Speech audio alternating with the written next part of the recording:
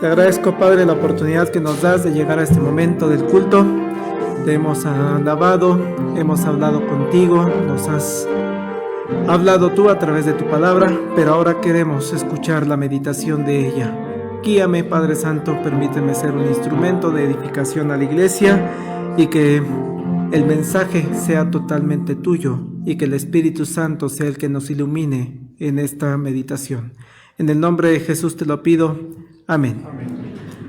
Cuando al pastor le corresponde el ver qué temas, qué libros vamos a ir estudiando a lo largo del año. Y entonces, si ustedes recuerdan, gran parte del año al principio fue Nuevo Testamento. Pero de repente me quedaba la espinita, es que también necesitamos estudiar Antiguo Testamento, meditar en el Antiguo Testamento, porque para nosotros como creyentes toda la Escritura, desde Génesis hasta Apocalipsis, es palabra de Dios. Por eso es que tomé el libro de Eclesiastés, los libros poéticos. Comentaba con una persona antes de empezar el culto, el próximo mes tomaremos Proverbios.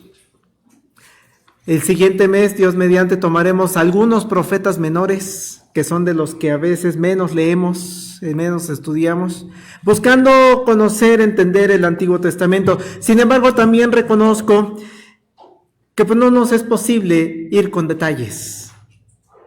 ¿Cuánto nos ha llevado, hermanos, ir con detalle en el Evangelio de Marcos los miércoles? Llevamos más de un año. Sí, ¿no? Más o menos. Apocalipsis nos aventamos también cerca de un año, Romanos, Hechos de los Apóstoles, irlo revisando verso por verso prácticamente. Aquí no podemos, porque la idea es que conozcamos un poco de la Biblia, de toda la Biblia. Por eso, hermanos, estudiamos Eclesiastés capítulo 1, estudiamos el capítulo 2, meditamos en el capítulo 3, y entonces tienen razón si le dicen, pastor, le faltó el 4, 5, 6, 7, 8, 9, 10, le faltó mucho. Sí, hermanos, falta mucho. Los invito a que lo lean, a que mediten en ello.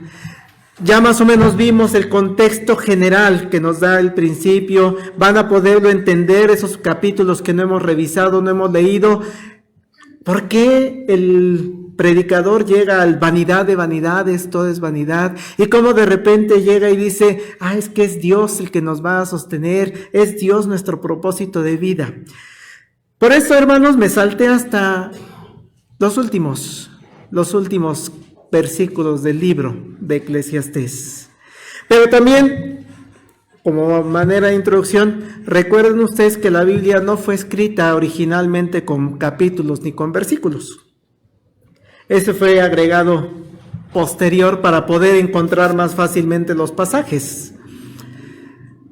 Por eso, de repente, van a encontrar lo que hicimos hoy. Primero empezamos la lectura desde un capítulo antes, el 11, verso, ¿qué empezamos? 9 y 10, porque todo eso sigue de corrido. Jerónimo, que es el que le puso los versículos, los pensó en separar así, y algunas Biblias ya también traen ahí unos subtítulos, ya nos ayudan a ver dónde empieza un pasaje, dónde empieza otra idea. Por eso está ahorita abarcando 2 capítulos, del 11, versículo 9 y todo el 12. Así llegamos a Eclesiastés. el predicador. Decíamos en términos hebreos, Kohelet o Coelet. Y hay mensaje de Dios para nosotros a través de las palabras finales del predicador. Y hay una enseñanza final a través del epílogo. Ahorita comentamos qué es eso de epílogo, que hemos comentado también y que ha estado presente durante todo el mes. Así que comencemos con la primera parte de este mensaje, que está dirigido a un grupo de personas en específico, del pueblo de Israel y también de la iglesia. ¿A quién se dirige el versículo 9 y 10 del capítulo 11, hermanos? Alégrate, joven en tu juventud. ¿A quién va dirigido, hermanos, entonces? A los jóvenes. ¿Y qué les dice el predicador? ¿Qué le dice el predicador a los jóvenes? Toma placer en tu corazón en los días de tu adolescencia. Anda en los caminos de tu corazón, en la vista de tus ojos. Ay, dale vuelo a la hilacha, ¿no? Disfruta tu juventud. Pero sabe que sobre todas estas cosas te juzgará Dios. Quita pues, y le sigue hablando a los jóvenes, de tu corazón el enojo. Aparta de tu carne el mal, porque la adolescencia y la juventud son vanidad, son efímeros, se terminan. Yo sé, y lo pensaba, lo pensé durante la semana mientras preparaba el sermón. Ay, sería bueno que estuviera aquí la clase Abiel, ¿no? Los jovencitos que están ahorita allá arriba, porque es un mensaje para los jóvenes. Sin embargo, conforme iba desarrollando el estudio, el análisis, dije, no, este mensaje va para nosotros los adultos. Sí, por aquí hay jovencitos, veo por ahí Ana Sofi, veo ahí Johannes, Diego, Jos. Pero también vamos a partir de que es un mensaje para nosotros, los adultos, los que ya pasamos la adolescencia y la juventud. Porque termina diciendo el predicador en el capítulo 12, versículo 1, acuérdate tu Creador, joven, te estoy hablando, acuérdate de tu Creador en los días de tu juventud, antes que vengan los días malos. Hemos comentado a lo largo del mes cómo el predicador, el rey de Jerusalén, y que le atribuimos a Salomón, ha estado meditando sobre su vida. Pero no debemos olvidar, hermanos, que para el tiempo en el cual se está escribiendo el libro de Eclesiastés, para el tiempo en el cual o Salomón se puso a escribir o la persona que le apoyó en la escritura está pensando en la vida de Salomón, está pensando en un Salomón ya anciano, un Salomón viejo, un Salomón que ya pasó su periodo de juventud.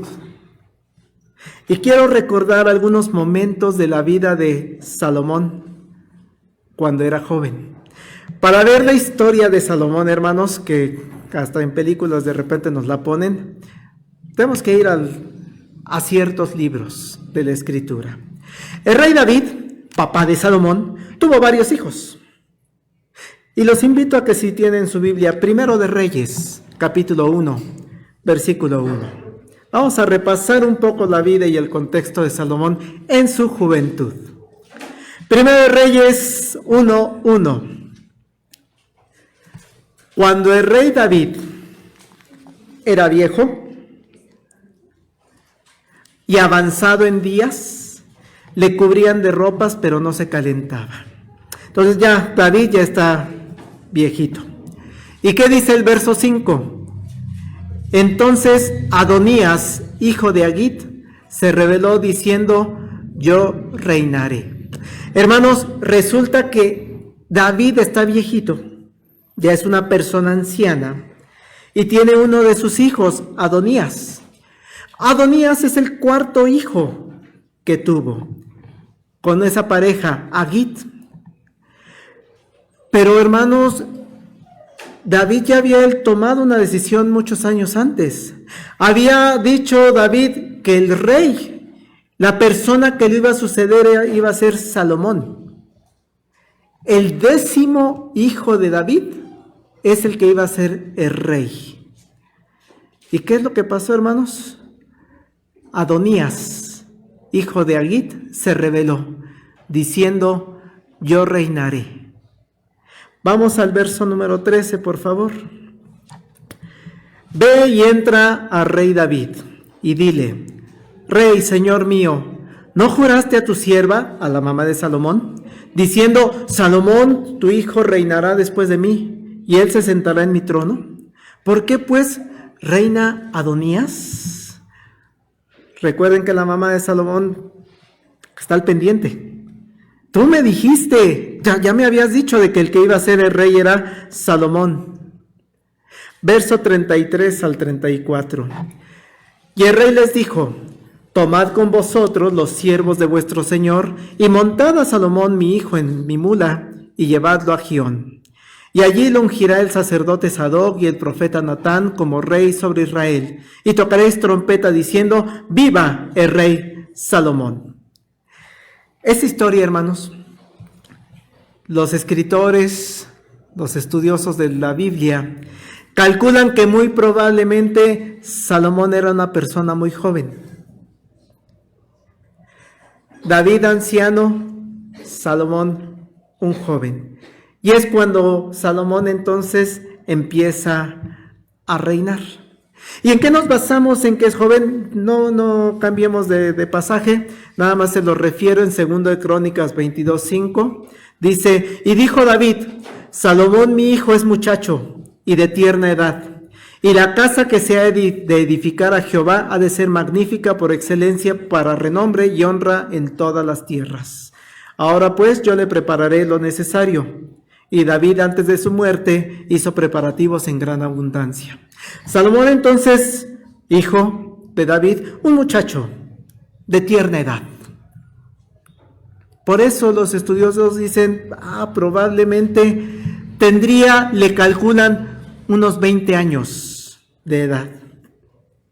Porque con eso cuadraría un poquito cuántos años reinó Salomón. No podemos poner a un Salomón de 60 años, porque dice 1 de Reyes 11:42, los días que Salomón reinó en Jerusalén fueron 40 años. Entonces no podía tener 60, ¿no? Entonces, si dicen, si era un joven, un muchachito, 20 años y reinó 40, a los 60 años para el tiempo de Salomón, bastante buenos. Por eso es la edad que se calcula. Ahora bien, es en ese tiempo, cuando Salomón es el rey, empieza su reinado, prácticamente es un adolescente. Sí, yo sé que la Organización Mundial de Salud dice que la adolescencia es 18 años, pero también sabemos que en los últimos años se ha aplazado un poquito el periodo de adolescencia. 20 años, su adolescencia y su juventud. ¿Y qué es de las primeras cosas que hizo Salomón en su adolescencia y juventud cuando tomó el reinado? Pidió sabiduría. Y Dios se la dio. Así que ese es el tiempo en el cual este joven, un joven Salomón, tuvo la oportunidad de hacer grandes construcciones. Tuvo la oportunidad de disfrutar de mucha fama, tanta fama que llegó a oídos de la reina de Saba. Por favor, el capítulo 9, versículo 10 de 1 de Reyes.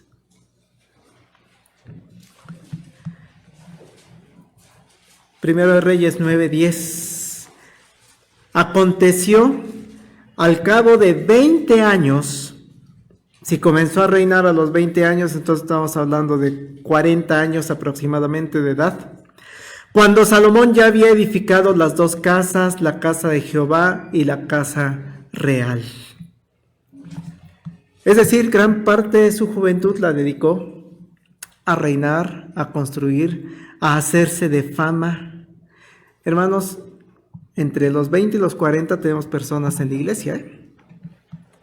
Gracias a Dios tenemos jóvenes, señoritas, señoritos en esa edad.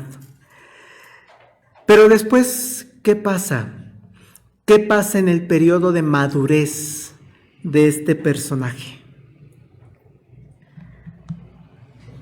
Capítulo 11, versículos 4 al 7 de 1 de Reyes.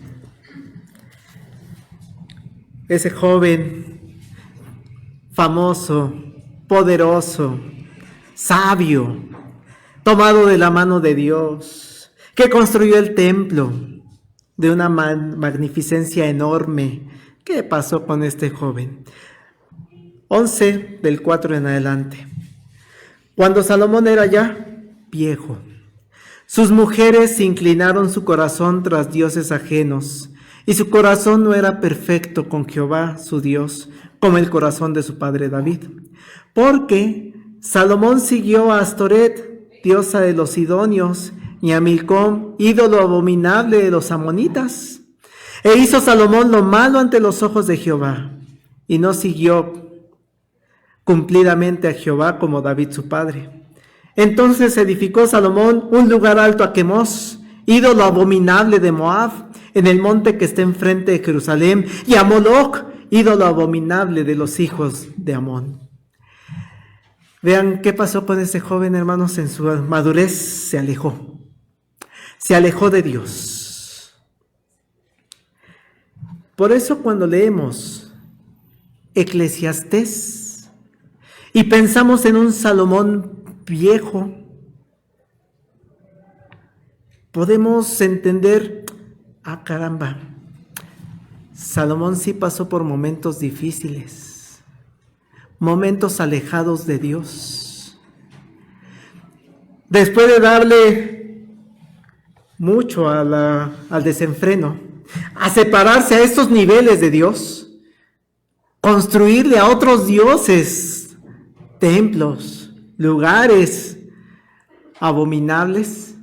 Ahora imaginémonos a ese Salomón ya anciano, ya sin la influencia tal vez de las mujeres que tuvieron en su periodo de madurez, ahora meditando sobre su vida.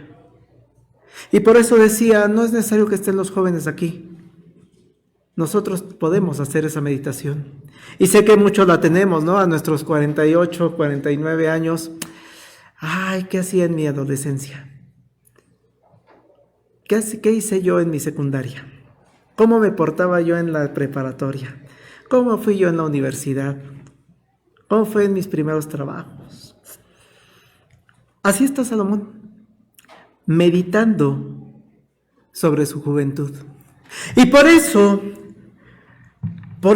cuando empieza a escribir Eclesiastés, llega y dice, es importante que antes de que yo muera, es importante que en este periodo de vejez, en donde ya me he dado cuenta que vanidad de vanidades, todo es vanidad, le escriba ¿a quiénes? A los jóvenes. Es importante que los jóvenes escuchen mi testimonio. Y por eso Salomón le dice a los jóvenes, esa persona ya grande de edad, esa persona anciana, le dice a los jóvenes, alégrate joven en tu juventud. Y yo sé que es una palabra que ustedes le quieren decir también a sus jóvenes.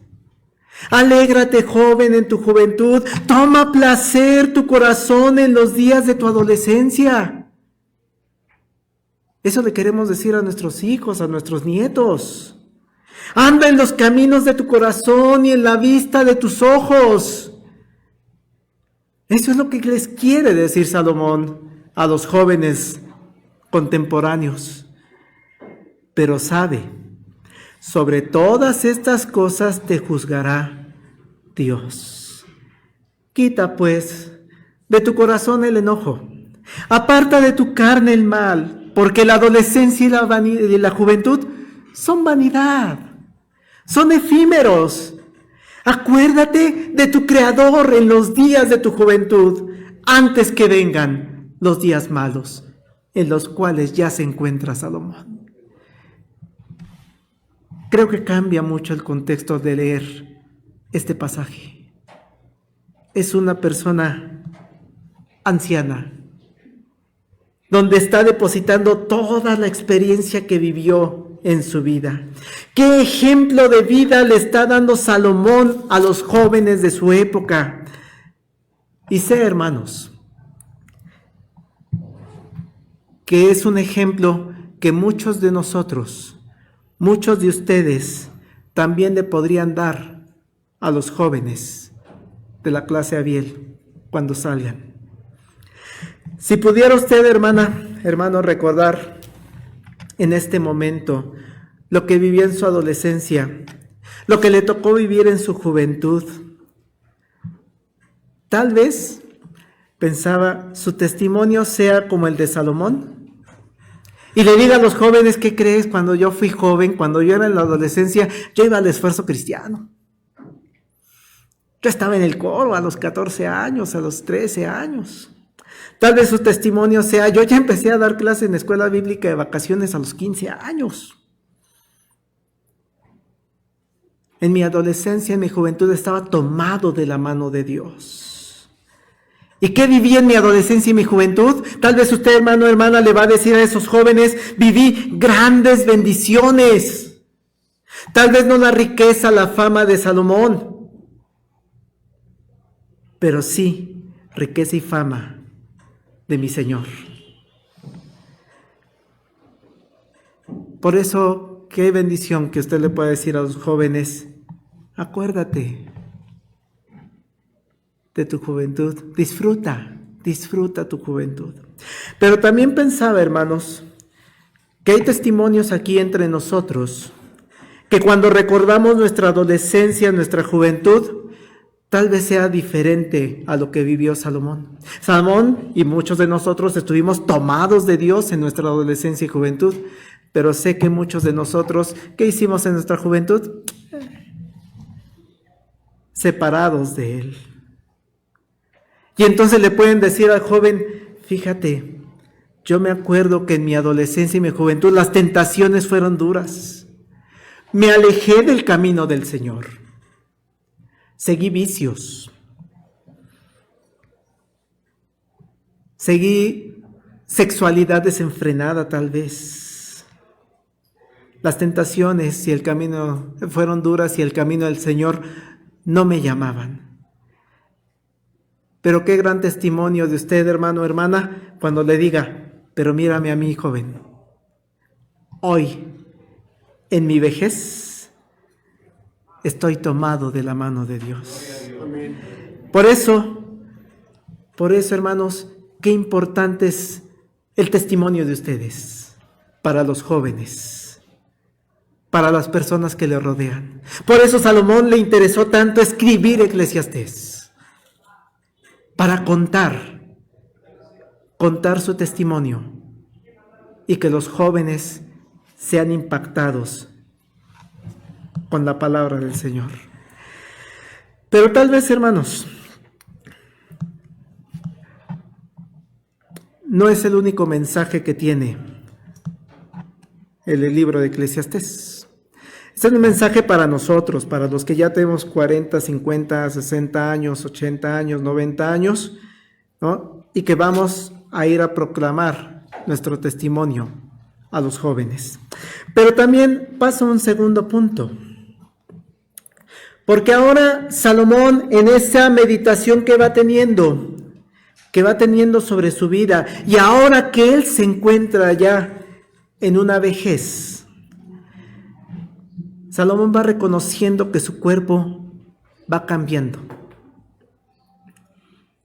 Va reconociendo que ha llegado una edad en la que tiene molestias físicas, que cuando él era joven no tenía. ¿Le suena? ¿No? Creo que muchos de nosotros ya lo vivimos, ¿no? Nunca me había dolido esto y ahora resulta que ya me doy cuenta que sí duele. Nunca me había dolido la ciática. Y el día que me dolió, caramba, sí duele. Pero ahora en ese pensamiento, hermanos, de Salomón, hace un poema. Narra el estado del cuerpo de una manera poética y está describiendo lo que está viviendo él en esa etapa de su vida. Momentos que el mismo Salomón le llama, son malos, pero no malos en el sentido negativo de, todo está mal, sino malos de que el cuerpo ya no responde igual. No es malo en el sentido de maldad, sino que ya no es lo mismo que antes. Vean por favor este poema. Le dice al joven, acuérdate de tu Creador en los días de tu juventud, antes que vengan los días malos, lleguen los años de los cuales digas, no tengo en ellos contentamiento. Antes que se oscurezca el sol y la luz y la luna y las estrellas y vuelvan las nubes tras la lluvia. Vaya pensando, hermanos, ¿a qué se está refiriendo? ¿A qué parte del cuerpo se está refiriendo esta frase? Cuando se oscurece la luna, las estrellas. Dice el versículo 3, cuando temblarán los guardas de la casa y se encorvarán los hombres fuertes y cesarán las muelas porque han disminuido y se oscurecerán los que miran por las ventanas. ¿Qué partes del cuerpo está pensando Salomón? Las puertas de afuera se cerrarán por lo bajo del ruido de la muela, cuando se levantarán a la voz del ave y todas las hijas del canto serán abatidas. ¿Qué ya no escucha? El ruido de las aves. Y cuando también temerán de lo que es alto, y habrá terrores en el camino. ¿Le suena? Florecerá el almendro y la langosta será una carga y se perderá el apetito. Porque el hombre va a su morada eterna y los endechadores andarán alrededor por las calles. Antes que la cadena de plata se quiebre y se rompa el cuenco de oro, el cántaro se quiebre junto a la fuente y la rueda sea rota sobre el pozo, y el polvo vuelva a la tierra como era y el espíritu vuelva a Dios que lo dio. Hermanos, es una hermosa manera de describir lo que va pasando con el cuerpo humano. Aquí está narrando que Salomón ya tiene problemas de vista. Ya no ve bien. Hoy la tecnología es impresionante, ¿no? Yo los anteojos, por mucha graduación que tengamos, son muy delgaditos. Pero ¿cómo eran los anteojos de hace 30 años? Hasta les decíamos de fondo de botella, ¿no? Y era la característica de una persona anciana, unos lentes ya, porque se opaca la vista. Ya no puedes ver el sol. Las ventanas, así la describe Salomón, las ventanas que te dan acceso al mundo se opacan. Muchas de las personas adultas, entre ellas Salomón, ya no tienen la misma fuerza en las manos. Ya no podemos cargar tan fácilmente. Yo ya le pido a mi hijo, por problemas de espalda, le pido a mi hijo, ayúdame por favor a levantar el garrafón. Ya la última vez que lo intenté, otra vez me troné la espalda, entonces, ¿no? Tiemblan las manos. ¿Qué pasa con los pies? Me decía una doctora, señor, tiene que fortalecer sus piernas si se quiere levantar, si quiere poder seguir teniendo el movimiento de siquiera levantarse, porque una persona adulta sufre de las piernas, de los brazos. Por eso dice, tiemblan los guardas de la casa.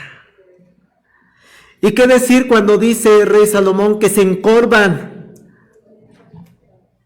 La espalda de muchos se encorva. Es natural, ¿eh? Salomón no lo sabía, pero me decía un ortopedista, el espacio entre las vértebras tiene un como bubaló, un chicle bubaló, que es lo que va amortiguando. Pero conforme van pasando los años, ¿qué pasa con ese? Se va desgastando, y entonces te vas encorvando y te haces más chiquito. Salomón lo está describiendo de manera poética. El rey Salomón ha visto que las personas adultas mayores pierden piezas dentales. También era una figura típica. Gracias a Dios, hoy la tecnología del dentista nos permite tener implantes y cuidarnos de muchas maneras, fortalecer nuestros dientes. Pero hace años, ¿cuál era la figura que teníamos de una persona anciana? Sin dientes, ¿no? Sin dientes. Y esa frase cuando dice que ya no se come igual. Me acuerdo mi abuelo, ¿no? Que decía yo, es que ya no come mucho. Ya después mi mamá me dijo, es que se para cada ratito a comer, ¿no? O sea, llega y pica, va picando, pero su estómago ya no es de la misma capacidad. Ya no se come la misma cantidad de cuando éramos jóvenes. Inviten a comer tacos a un joven, ¿verdad? Los que tenemos adolescentes. Sé que muchos de nosotros, hermanos, ya le tenemos respeto a las alturas, ¿no? Ya nos subimos y saltamos. Ay, me salto de la barda, ¿no? No hay ningún problema. He visto, hermanos, y creo que aquí hay hermanas, hay hermanos que son testigos de cómo cuando estoy en la entrada trato de cuidarlos. Pastor, son 2 escalones. Son 2 escalones para una persona adulta mayor. Por eso de las grandes urgencias que teníamos, ¿verdad, hermano Daniel? Era poner el barandal. Y el otro día una hermana me decía, no, pastor, mejor del barandal. Me agarro de él. No, a mí me lleva, ¿no? Y así lo describió Salomón. Menciona cuando ya nos da miedo las alturas, porque ya no bajamos ni subimos tan fácilmente las escaleras de la misma manera.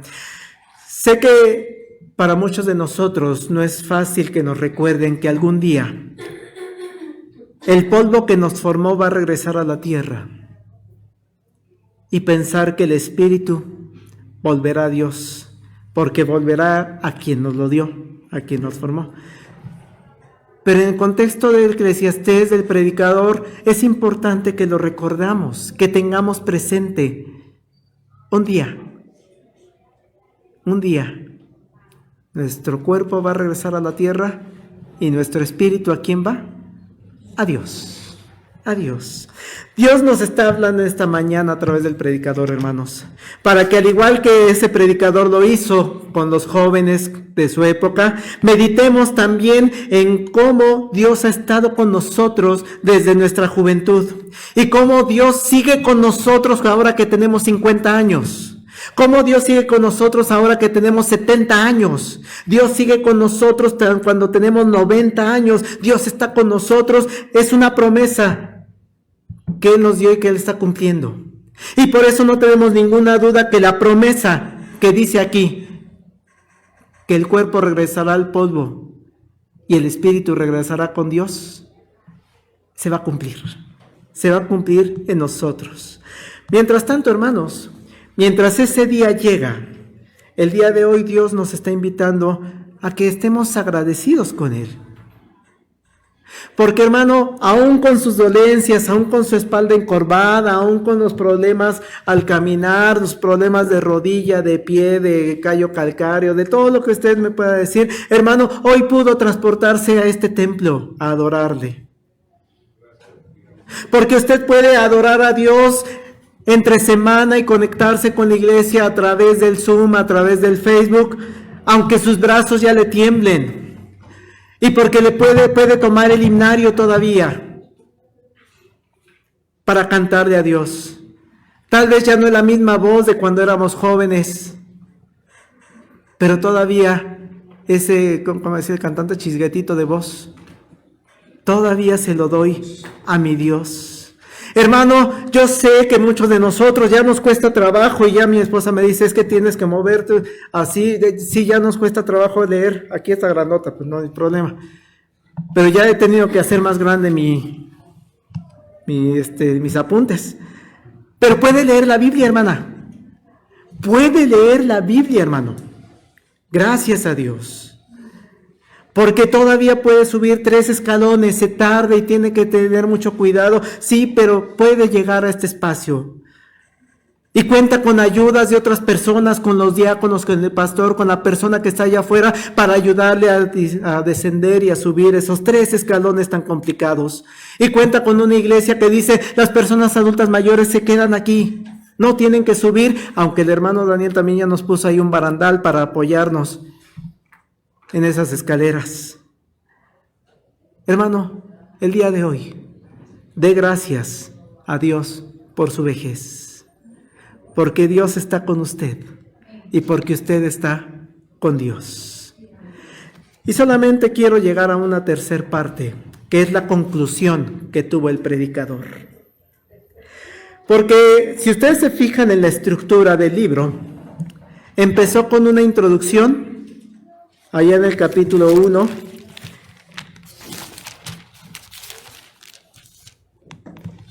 del versículo del 1 al 11, es una introducción.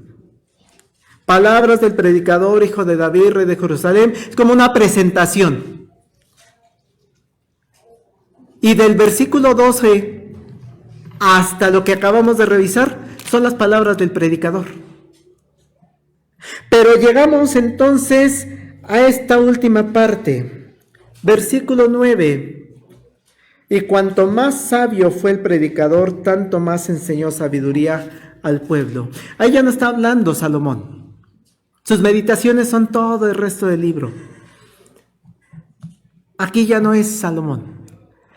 Aquí muy probablemente es un escritor final que condensa toda la enseñanza de Salomón y hace lo que se conoce como un epílogo, que buscando la palabra epílogo es una reflexión final, una reflexión relacionada al tema central del libro, y que lo que busca esa persona es dejar muy en claro cuál fue el tema importante del libro y que quede de manera clara para los lectores. Y esa conclusión está en el verso 13 y 14. El fin de todo el discurso, de todo lo que escuchamos, de todo lo que leímos acerca de Eclesiastés, es este. ¿Cuál es la conclusión, hermanos? Teme a Dios, guarda sus mandamientos, porque esto es el todo del hombre. Porque Dios traerá toda obra a juicio, juntamente con toda cosa encubierta, sea buena o sea mala. Quiero revisar una palabra clave. La palabra hebrea, yaré, tiene varios significados. Cuando uno lo busca en el diccionario hebreo-español, salen como 10, 12 significados. Amedrentar, atemorizar, espantar, pero también reverenciar. Así que la traducción de Reina Valera que nos dice, teme, yaré a Dios. ¿Qué palabra usamos, hermanos? ¿Qué concepto le ponemos a ese yaré? De todos los significados que puede tener la palabra. Vean lo que hace Dios habla hoy con ese versículo. El discurso ha terminado, ya todo ha sido dicho. Honra a Dios y cumple sus mandamientos. En lugar de temer, ¿qué palabra usa? Honra. Honra. Y traducción lenguaje actual. Puedo terminar este libro diciendo que ya todo está dicho. Todo lo que debemos hacer es alabar a Dios y obedecerlo. Alabar. Así que podemos ver que hay varios matices para entender el significado de esta palabra yaré. Pero no quiero que nos quedemos sin mencionar el matiz que a muchos de nosotros no nos gusta, pero existe. La palabra yaré, por ejemplo, en el libro de Éxodo. Allá en Éxodo 14:10 dice: y cuando Faraón se hubo acercado, los hijos de Israel alzaron sus ojos, y he aquí que los egipcios venían tras ellos, por lo que los hijos de Israel temieron en gran manera y clamaron a Jehová. ¿Cómo entiendo la palabra yaré ahí? Temieron en gran manera, tuvieron miedo, tuvieron temor, se espantaron. Estaban amedrentados por los egipcios. Así que es correcto pensar que cuando leemos la palabra temer, se refiere al miedo, Y eso es lo que tal vez a muchos de nosotros no nos gusta. ¿Tenerle miedo a Dios? Porque nos gusta que nos presenten al Padre amoroso, al ser que nos cuida, a quien nos protege. Y entonces, no quiero que me presenten a un Dios al cual le debo tener miedo. No nos es sencillo a muchos de nosotros. Pero el predicador nos dice, teme. El fin de todo discurso es, témele a Dios. Si hay que tenerle miedo. Teme a Dios y guarda sus mandamientos. ¿Y por qué? ¿Por qué le voy a tener miedo a Dios? Porque ese es el todo del hombre.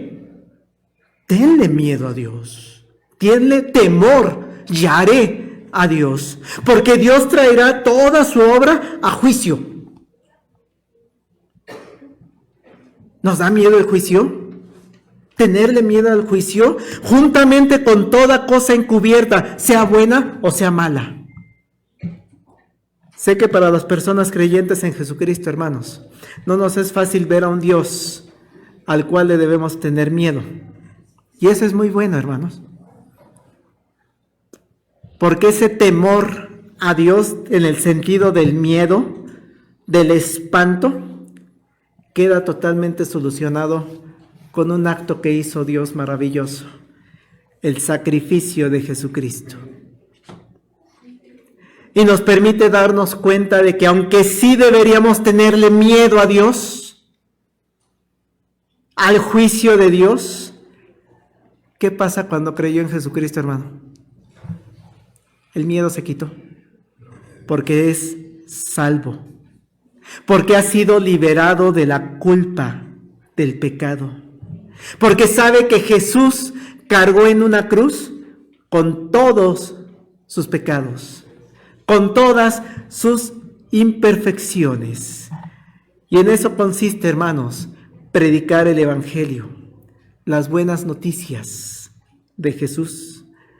Claro, para tratar de suavizar el mensaje acerca de Jesús, pues hay personas, por andar haciendo eso, suavizando, es que no, ¿cómo vamos a presentar a un Dios al que hay que tenerle miedo?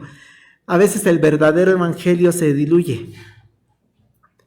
Y entonces por eso nos encontramos en el mundo personas que les decimos, cree en Jesucristo para que seas salva. Pues ¿de qué?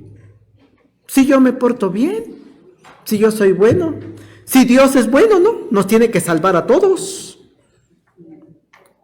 Es el problema de no usar la palabra temor en el sentido de miedo. Así que no perdamos de vista que Yaré sí tiene que ver con miedo. Con Jesucristo es diferente. Con Jesucristo el miedo se diluye y se pierde. Pero sí le tenemos que decir a las personas que no son creyentes en Jesucristo lo que dice Hebreos. Hebreos dice, porque si pecáramos voluntariamente después de haber recibido el conocimiento de la verdad, ya no queda más sacrificio por los pecados, sino una horrenda expectación de juicio. Así lo dice Hebreos 10:26. Y de hervor de fuego que ha de devorar a los adversarios. Y ahí sí, ¿salvo de qué? Hervor de fuego que ha de devorar a los adversarios. El que viola la ley de Moisés por el testimonio de 2 o 3 testigos muere irremisiblemente.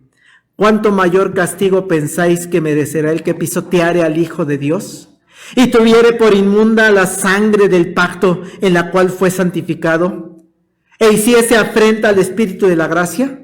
Sí, se lo tenemos que decir a los no creyentes. Conocemos al que dijo, mía es la venganza, yo daré el pago, dice el Señor. Y otra vez el Señor juzgará a su pueblo. Y termina diciendo el escritor de Hebreos, horrenda cosa es caer en manos del Dios vivo. Hermano, ¿usted cree en Jesucristo? Entonces el temor de Dios es diferente. Ya no nos da miedo. Pero sí le tenemos que decir al no creyente, ¿de qué me va a salvar? Es que horrenda cosa es caer en manos del Dios vivo. Es que ¿para qué necesito yo de Dios? Es que horrenda cosa es caer en manos del Dios vivo. No suavicemos, hermanos, el mensaje del Evangelio, porque no nos gusta hablar de un Dios justo. Y el otro contexto para entender la palabra Yared es en el que por lo regular usamos cuando leemos la palabra temer: reverencia, honra, alabanza. Por eso es correcto interpretarlo también, como lo hizo Traducción Lenguaje Actual y Dios Habla Hoy, de esa manera. Por ejemplo, allá en Génesis 22:12, en un caso de Abraham, dijo, no extiendas tu mano sobre el muchacho ni le hagas nada, porque yo conozco que temes a Dios, por cuanto no me rehusaste tu Hijo, tu único. Ese temes a Dios es la misma palabra yaré. Pero en ese contexto que leímos, cuando está Abraham a punto de sacrificar a Isaac, no le está diciendo que temes a Dios, que le tienes pánicos, le tienes espanto y horrenda cosa es caer. No, sino que le tienes un respeto, le tienes una honra, le tienes alabanza a Dios. Le reconoces a Dios la santidad y la autoridad que tiene sobre ti, porque Dios es el dueño del universo. Dice un escritor del estudio, este es el sentido, por ejemplo, del temor que le tiene un hijo a su padre. Un temor, hermanos, que está lleno de amor, de reverencia. Sí, no le tengo pánico, no le tengo terror, me da mucho gusto ver a mi papá, me da mucha alegría saludarlo cuando llega. Pero lo respeto. Ese es el sentido. Reconocemos este temor, este segundo sentido de la palabra Yared, es reconocer que somos pequeños ante el Creador. Y por eso el predicador, el escritor de Eclesiastés, dedicó como tema central de su libro esta idea. El fin de todo discurso es este: teme a Dios. Honra a Dios, alaba a Dios, reconoce lo pequeño que somos ante su grandeza, ante su maravilla. Eso es temer a Dios también. Dile lo grande que es. Eso es temer a Dios también. Y claro que ese temor nos hace nuevamente pensar en Cristo y en el Espíritu Santo, porque nos permite reconocerlo, alabarlo, darle honra, darle reverencia, porque nos ha dado la salvación a través de Cristo. Por eso temo a Dios, por el amor de Cristo, por el sacrificio de Cristo. Y claro que nos permite pensar de una manera diferente en el juicio final. Ay, me voy a presentar ante Dios con mis obras buenas y mis obras malas, pero con el amor de Cristo en la cruz. Le doy honra, alabanza, gloria a Dios. Por eso el salmista dice allá en el Salmo 130, de lo profundo, oh Jehová, a ti clamo, Señor, oye mi voz, estén atentos tus oídos a la voz de mi súplica. Jehová, si mirares a los pecados, ¿quién, oh Señor, podrá mantenerse? Pero en ti hay perdón, para que seas yaré, para que seas temido. En ti hay perdón, para que seas reverenciado, seas honrado. Ese es el segundo contexto de la palabra yaré. ¿Qué nos queda, hermanos? Guardar los mandamientos de Jehová. Aunque en el mundo todo es vanidad de vanidades, todo es efímero, todo desaparece, cuando morimos hay algo que va a perdurar por la eternidad. El deseo de guardar los mandamientos de Dios. ¿Porque usted cree que cuando estemos en el cielo vamos a querer romper los mandamientos de Jehová? Pues no.